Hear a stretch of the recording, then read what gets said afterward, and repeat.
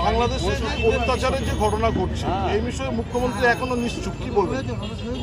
এসব ব্যাপারে মুখ্যমন্ত্রী নিশ্চুপ থাকেন, পশ্চিমবাংলায় মহিলাদের অত্যাচার হলে নিশ্চুপ থাকেন, কিন্তু বাংলাদেশে সংখ্যালঘু হিন্দুরা তাদের পিতৃপুরুষের জমিতে রয়েছে। বাংলাদেশের স্বাধীনতার জন্য তাদের বিরাট অবদান আছে, তারা বলিদান দিয়েছে। কিন্তু কিছু মৌলবাদী বারবার সুযোগ পেলে তাদের অত্যাচার করে, জমি জায়গা দখল করে। হাসিনার সরকার যখন ছিল তারা প্রোটেকশন দিয়েছেন, তাই তাকে সরানো হয়েছে। ভারত বিরোধী একটা মৌলবাদী শক্তি ওখানে সক্রিয় হয়েছে। আজ সরকার নাই, এক প্রকার ওখানে মাৎসন্যায় চলছে। দরিদ্র দুর্বল হিন্দুদের উপর অত্যাচার হচ্ছে, সন্ন্যাসীকে অত্যাচার তাকে অ্যারেস্ট করা হয়েছে, কোথায় আছেন জানা নেই। এটা আমরা ঘোর নিন্দা করছি।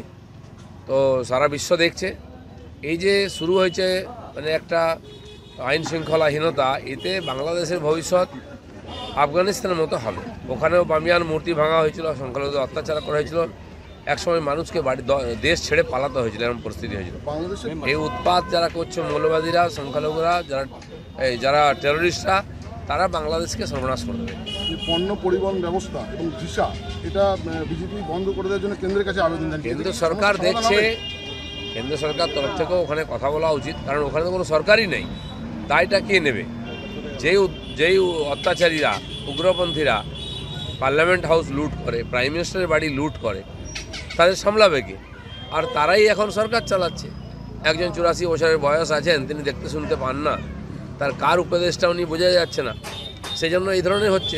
খালি হিন্দুদের নয়, অন্যরাও ওখানে অত্যাচারিত হয়েছে। কিছু দুষ্কৃতকারী খুন যখন করে বেড়াচ্ছে, সারা দুনিয়ার দেখা উচিত যাতে ওখানকার মানুষ শান্তিতে থাকে। ভিসা এবং পণ্য পরিবহন যে বন্ধ করে দেওয়ার যে একটা সিদ্ধান্ত আপনারা দাবি করেছেন, এতে কি সমস্যার সমাধান হবে? সেটা কেন্দ্র সরকার দেখবে কি করা উচিত। পড়োশি দেশে শান্তি থাকুক, এটা আমরা চাই। বেশি বাড়াবাড়ি করলে আমাদের খাবে দাবে, হিন্দুদের উপর অত্যাচার করবে, তো আমাদের কিছু করতে হবে তো, চুপ করে বসে থাকতে পারি না আমরা। এখানে একটা চোর ডাকাত মারা গেলে যে মুসলমান হয়, আরব দেশ থেকে আওয়াজ ওঠে। আজ হিন্দুরা ওখানে ভারতের দিকে তাকিয়ে আছেন, আর ওই হিন্দুরা বাঙালি। এখানে যে টিএমসি কথায় কথায় বাঙালি বাঙালি বলে লাফায়, ওখানে বাঙালিদের উপর অত্যাচার হচ্ছে, কেন কিছু বলছে না? তারা কি বাঙালি নয়? নাকি ভোটের জন্য চুপ করে আছেন? লোকসভা ভোটের দিনকে আপনি যে দাপট এখানে দেখিয়েছেন, তারপরেও মন্তেশ্বরে তুল্লা বাজারে যে অশান্তির ঘটনা ঘটেছে, এরপরেও তৃণমূল এখানে মানে সংখ্যাগরিষ্ঠ ভোটে জয়লাভ করেছে এই বিধানসভা থেকে। কি কোনো সমঝোতার অভাব, কি কোনো দ্বন্দ্ব হয়েছে? ভয়ের পরিবেশ এখনও আছে, কর্মীরা সেই জন্য ততটা সক্রিয় হয়ে কাজ করেনি। সেটা আমরা এসছি, আবার সবার সঙ্গে দেখা করছি। এখানকার মানুষ বিজেপির সঙ্গে আছেন, তো ওই রকম দাপট করে গুন্ডামি করে বেশি দিন সরকারে কেউ থাকতে পারে না। এখানে যে আমাদের বিজেপি সেবার কর্মসূচি আমরা চোখে পড়ছে না, এটাই কর্মসূচিতে বাজারে বসে আছি তো, কর্মসূচি যেটাই মেম্বারশিপের কর্মসূচি, এটাই কর্মসূচি আছে। ইলেকশনের পরে এখন মেম্বারশিপ